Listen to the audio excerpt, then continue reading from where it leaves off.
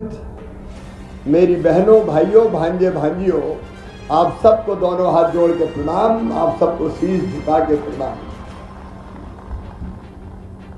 रीवा मेरी आंखों में बसता है, रीवा मेरे दिल में बसता है, रीवा मेरे प्राणों में बसता है, रीवा मेरी सांसों में बसता है। और इसलिए जैसा राजेंद्र शुक्ला जी बता रहे थे, मैं कहने के लिए नहीं कह रहा, मेरे मन में एक वेदना थी, मेरे मन में एक कष्ट था कि विंध्य की धरा से बड़े नेता हुए, मुख्यमंत्री हुए, केंद्रीय मंत्री हुए, लेकिन उन्होंने रीवा को न्याय नहीं दिया, रीवा को विकास के पथ पर आगे लेके नहीं है। मेरे प्रिय बहनों और भाइयों, ऐतिहासिक अन्याय विंध्य की पवित्र धरा के साथ कई वर्षों तक कांग्रेस करती रही। शायद उनके राज करने वाले नेता वो ये सोचते हो कि रीवा अगर आगे बढ़ गया तो जनता जागरूक हो जाएगी और वो पीछे रह जाएंगे, लोग उनके पीछे कैसे लगेंगे। और इसी सोच के कारण रीवा को न्याय नहीं दिया गया, रीवा को न्याय नहीं दिया गया। बाणसागर मैं कब से सुनता था, जब मैं छोटा था तब मैं सुनता था बाणसागर का शिलान्यास। जब चुनाव आते थे कांग्रेस शिलान्यास का पत्थर गड़ा देती थी और अगले साल तक कोई काम ही नहीं होता था, वो पत्थर ही गायब हो जाता था। मेरे बहन और भाइयों, मजाक किया रीवा के साथ, मजाक किया विंध्य की धरा के साथ। विंध्य को पानी नहीं, विंध्य को सड़कें नहीं, विंध्य में निवेश नहीं, विंध्य में सुविधाएं नहीं, और अपने रीवई को लोग महानगर नहीं कहते थे, शहर नहीं कहते थे, ये तो बड़ा कस्बा सा है, कस्बा सा लगता था अपना रीवा। लेकिन आज मुझे आपके बीच कहते हुए संतोष है कि आपने आशीर्वाद दिया, भारतीय जनता पार्टी को सदैव साथ दिया, और हमारे इस नेतृत्व के बल पर राजेंद्र शुक्ला जी यहाँ बैठे हैं, उनके साथ डॉक्टर जनार्दन मिश्रा जी के साथ और बाकी सभी मित्रों के साथ मिलके हमने रीवा को विकास की ऊंचाइयों पर पहुंचा दिया। पूरे प्रदेश में अगर चर्चा हो रही है तो अपने रीवा के विकास की चर्चा हो रही है। आज मैं गर्व के साथ ये कहता हूं, गर्व के साथ, कि भोपाल और इंदौर से ज्यादा पैसा कहीं खर्च हो रहा है वो अपने रीवा में हो रहा है, अपने विंध्य की धरा पर हो रहा है।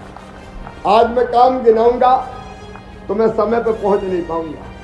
कई काम अभी राजेंद्र शुक्ला जी गिना रहे थे।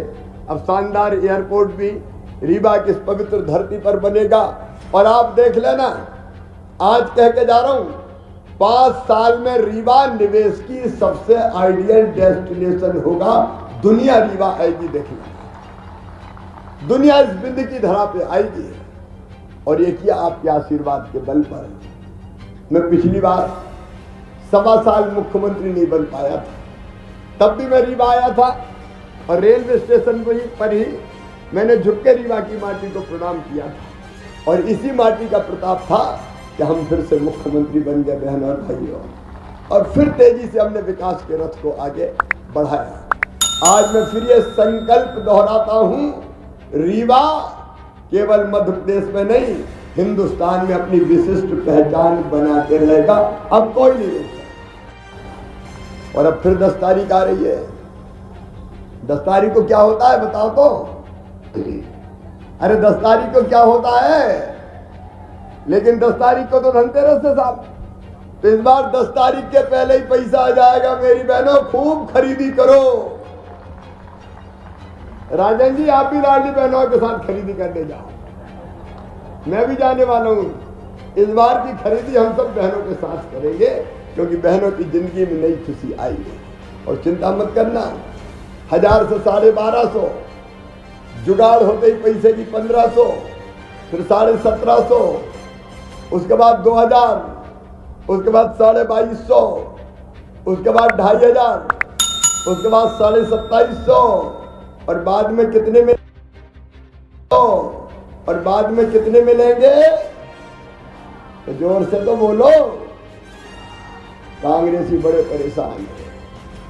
ये 1.5 हड्डी का आदमी कहां से आ गया, हमारी दाल नहीं गलने देता। चुनाव आयोग में शिकायत कर रहे हैं कि ये तो कह रहे हैं चुपके से पैसे डाल दूंगा। अरे चुपके से कहा को डालूंगा, डंके की चोट डालूंगा। बहनों को पैसा देने में का जिंदगी बदली है बहनों। बताओ कांग्रेस ने कभी धेला दिया था क्या? अरे जोर से बताओ, दिया था क्या? कोई ने धेला नहीं दिया। और अब सुनना, आगे का जो विजन है, केवल काम काम की बात करूंगा। आगे का हमारा लक्ष्य है, मेरा नेतृत्व यहां बैठा है, मैं उनसे भी शेयर कर रहा हूं। 5 साल में हर बहन को लखपति दीदी बनाऊंगा, लखपति दीदी। और आगे जो सोचा है मेरे भाई और बहनों, आगे का जो हमारा संकल्प है, प्रत्येक परिवार एक रोजगार। ये मैं बहुत सोच समझ के कह रहा हूं। प्रत्येक परिवार, आप बोलिए एक रोजगार। प्रत्येक परिवार रोजगार एक समस्या है।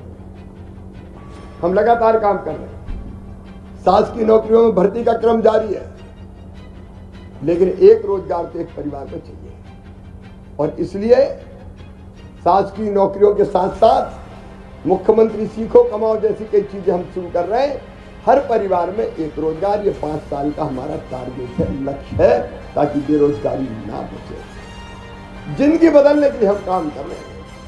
शिक्षा की व्यवस्था में आमूलचूल परिवर्तन के लिए हमने सीएम राज स्कूल की कल्पना की।